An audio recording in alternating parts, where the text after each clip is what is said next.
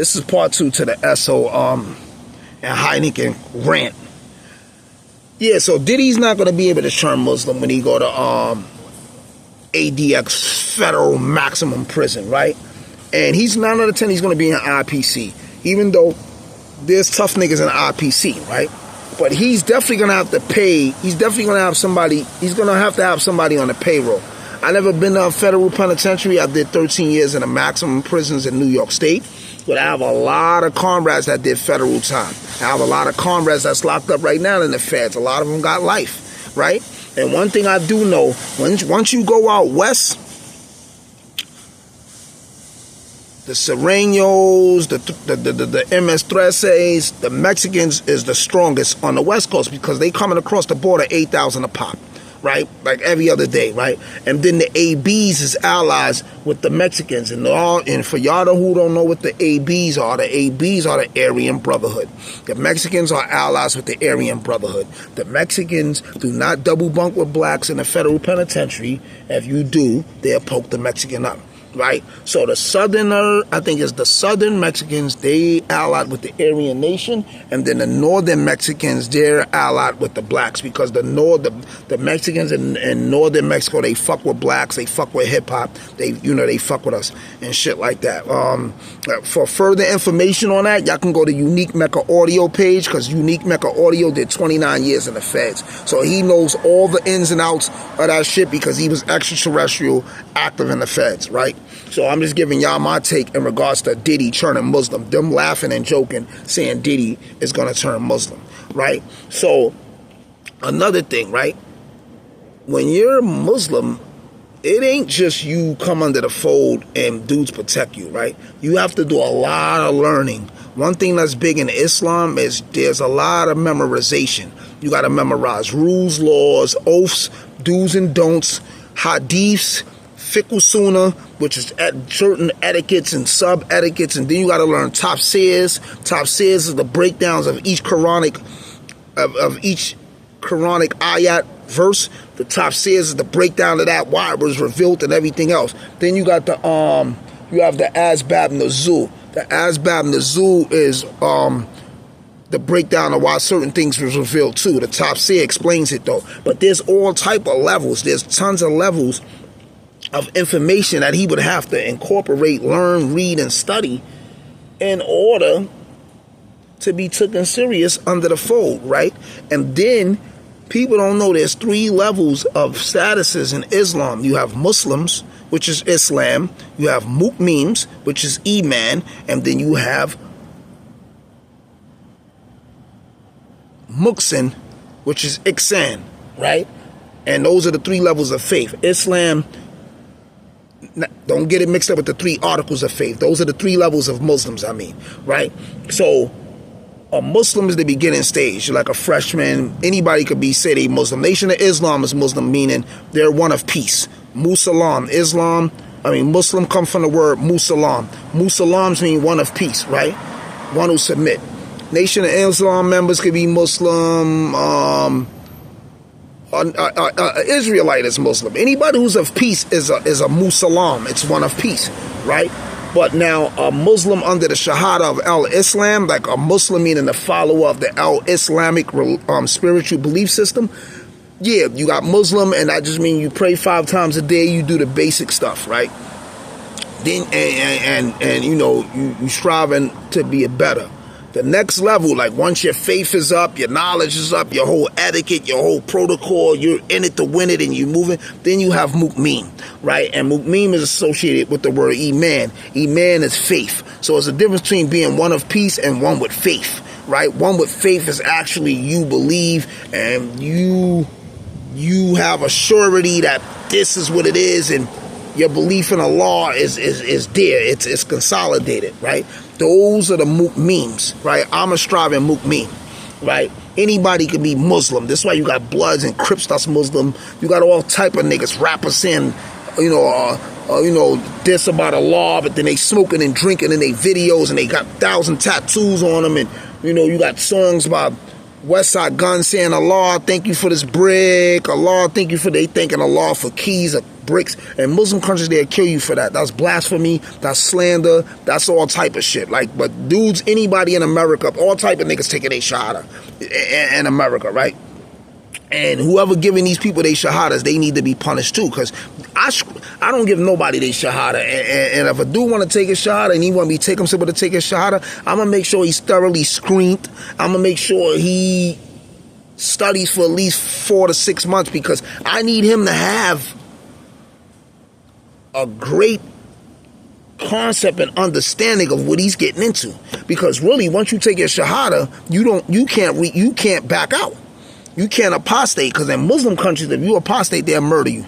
So, that's a whole nother ball game. Like, once you come under the fold, there is really no getting out, because in a Muslim country, you'll get murdered. Niggas will behead you, niggas will stone you to death. It'll get spicy for you. It'll get real dark and gloomy for you, right? Because you playing games with this shit. Niggas eat, sleep, shit, breathe this, and put in pain and die for this around the whole world, right? So anyway, yeah, so the highest level is Muqsin, and that's dealing with Ihsan. Ihsan is a whole nother level of belief and faith. That shit is like elite. Like, you a different type of individual.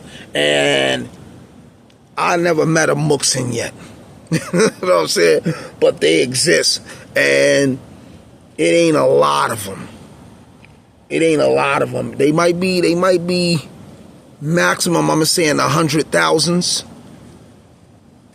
Because Muslims around the world, is a total of probably like, it's 8.9 billion people on earth, something like that, 9.3 billion. I'm going to say 2.2 billion people on earth is Muslim. We filter that out and get rid of the gangbangers, the dope fiends, the drug addicts, all the infiltrators, fake niggas. We get rid of all that, the numbers will go more down. But according to statistics or census and all that, it's around 2.2 billion Muslims, right, on earth, right? But and then with the memes, that once we filter all that out, the numbers might be a little lesser. And then once we get to the Muqsins and filter that out, the numbers might be a little lesser than that, right? But yeah, it ain't gonna be no walk in the park. He ain't gonna just be able to infiltrate Islam, use us and doja us and outthink us and manipulate us. It's dudes that's Muslim in the feds that I read over 2,000 books in the 13 years I did time, right?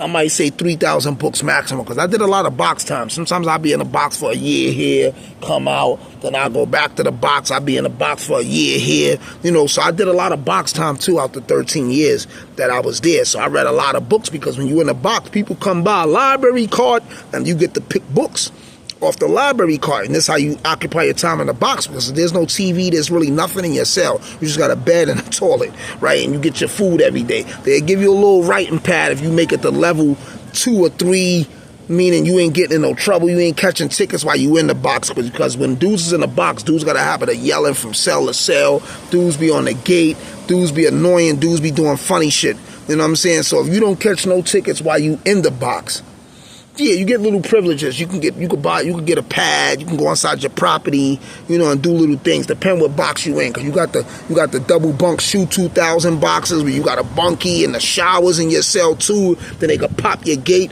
when it's time for you to go to rec, like 5 in the morning. All you do is go out your cell into another little gate. And you can stand there and you be looking at people, backyards and houses that live like 2 blocks down from the prison, upstate in these farm towns and all that funny bunny shit, right? I'm trying to speed it up and get a lot in before, these minutes run out, right? But, this shit is different. So he's going to the feds, right? And he's in the feds. He's in MDC. So if you ever convert him, if they ever slay him and give him life or whatever, he's going to ADX. So he's going to be like 10 floors, 15 floors underground, some wild X-Men fortress shit where the illest, darkest criminals is at. You got the Black Hands there, the Serenos, the illest Mexicans, Aryan Nation, Bloods, Crips, Gangster Disciples, Larry Hoover's down there. All type of different creatures is down there from all ethnicities around the world. Filipino niggas, martial artists, boxers, wrestlers, booty bandits, everything. He's gonna get boned. Somebody's gonna bone him. Niggas is gonna torture this nigga. He's gonna have a dark bed.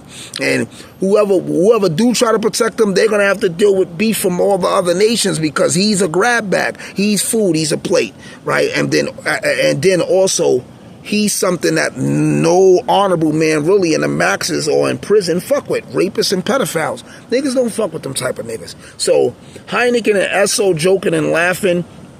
Listen, I seen Muslims get cut up north. I seen Muslims get stabbed up north.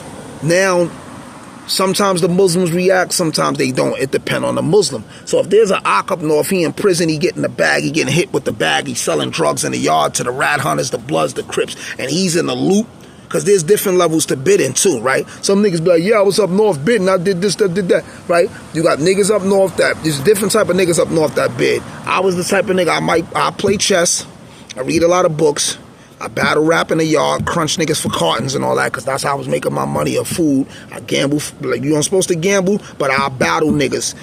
I'll bring 3 cartons out, you bring 3 cartons of cigarettes out, we a battle. I'll crush a nigga Mike, I get his 3 cartons of cigarettes. That was my hustle. So I was the type of nigga, I fuck with the rapping in the yard, I write my music and shit, I read a billion books, I play chess, I work out super heavy, and I only fuck with a few niggas, and I stay in my cube if I'm in a dorm, if I'm in a medium. I was in 11 mediums and 5 maxes. If I'm in a maximum, you mostly in your cell most of the time anyway, and then when you come out to the yard, there's really no time for folly, so it's just working out, or I might do my little battle raps, crunch a few niggas for some cartons or some packs of cigarettes, then I'm back in my cell. When I'm in my cell reading and writing. When I was young, I used to play the gate.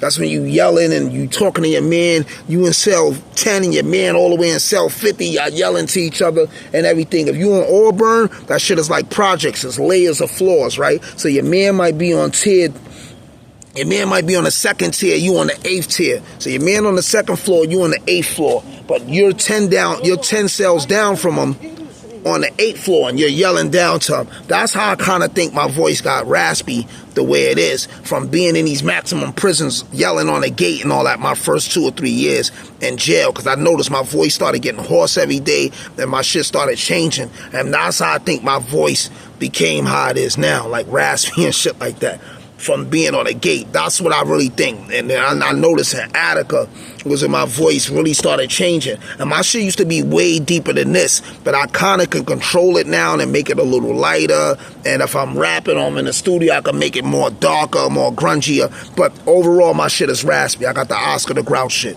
But anyway, yeah, so you got niggas that be on their gate all night, niggas that just smoke drugs, beat they dick all day, fuck with porn books and all that. You got those type of bit niggas. Then you got niggas that just always want to know where the drugs is at. They hustling, they paying mortgages and all that from in jail. Niggas is paying car notes, taking care of their whole family from in jail, because niggas is in there moving and grooving. They got chicks bringing them loonies, drugs, weed. Niggas is moving that shit throughout the jail. They making money, or they extorting niggas that's getting the drugs, or they got chicks coming up hitting 5 of their mans with drugs, and niggas is flooding the jail and they getting money, and them niggas is paying bills and all that. Usually those type of niggas, they don't want no problems because they getting a lot of money. And then if it is a problem, like if you try to dead them on the drugs, or you play with their drug money in there, they gonna stab you up. Like in prison, the rat hunters beef a lot with the Dominicans, with the Trinitarios. The Latin Kings beef with the Trinitarios too. You know, Dominicans and Puerto Ricans don't really get along. And then a lot of that shit be drug beef too. But anyway, Puff, so it depends on what type of Muslim you is, right? So if you a Muslim indulging in all this shit, drugs, selling, hustling, yeah, if you get stabbed up or something, niggas might want to ride for you. Yeah, Ak was into a lot of fitna. He was into a lot of bid'ah. He was doing bad shit. So fitna is like problems and trouble. Bid'ah is like innovative shit. So we 9 out of 10, we ain't gonna hold you down. But now you a brother super deaning, making your salat, you doing everything the right way, you ain't into no foolery, you ain't fucking with the TV, goofing off and none of that, boom, boom, and we know you ain't a warrior, whatever, and a nigga play with you, yeah, we might, 9 out of 10, we gonna shoot something up for you, stab it up, shut the jail out and all that, but we really know your heart is with Islam. You ain't gonna be no infiltrator, because trust me, you got the Muslim community in prison, then you got the inner circle. And the inner circle, if the main body don't see it, the inner circle see it. We could tell who's infiltrating, faking, and trying to use us and all that, and you're gonna get packed up by the Muslims. So what Esso and Heineken talking about is jibber jabber, is frivolous McNivetus. You know what I'm saying? Yeah, they bugging out, you know what I'm saying? So when they first said that, I went live. I did a whole hour live of breaking that shit down, but then it never transferred over to my Instagram, because they said I was talking crazy, and they just banned me from going live. So I'm doing this YouTube blog now. But anyway, people, the gods don't mingle with the mortals. Kings don't eat with the peasants. Stay up like a copper, holler back on my collar crack. We get up like sit-ups from oxygen, iron, uno. I hope I gave y'all some clarity.